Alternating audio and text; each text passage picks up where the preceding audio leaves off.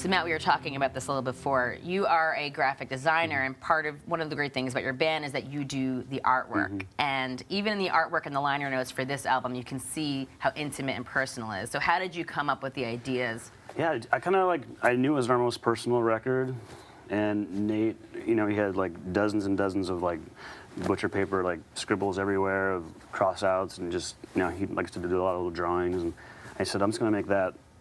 I'm gonna make the artwork look like that. So I did that, and took a long time, and then as soon as it started working, it really went quickly. But I kind of wanted to do the opposite from the last record. The last record was very black and white, really sterile images, but really pretty images. But I was like, we got to do something different. So let's do as many colors as possible. And then the liner notes, it's all these different Xeroxes, and then crayons over Xeroxes, and yeah, just a warmer feel, more colorful feel. It's warmer, and I almost feel like you're actually looking at sort of like a diary in a way. It's like it's that intimacy. That's what I was going for. Yeah, it's great. Yeah, cool. It's great. And I feel like it goes so well kind of with everything. There's like the time of writing all these lyrics and what happened for me, I think, was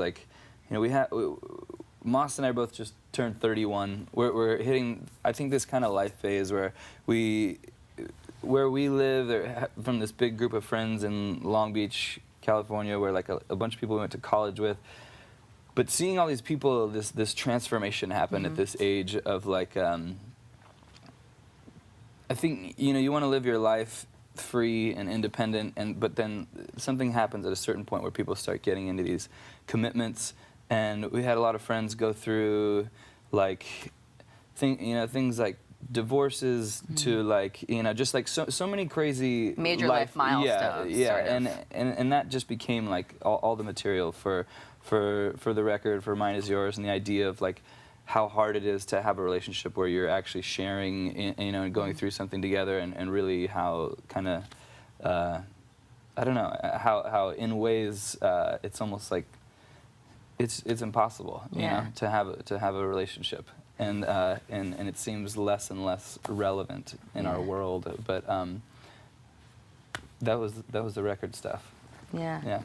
And you guys recently moved from Long Beach to LA, which is a huge move. So it's sort of the recurring theme here.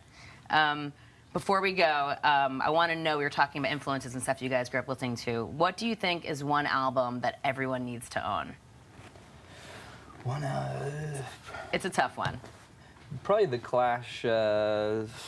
London Calling. That's probably that's an easy one. Everyone should own that. Yeah, I say Grinder Man.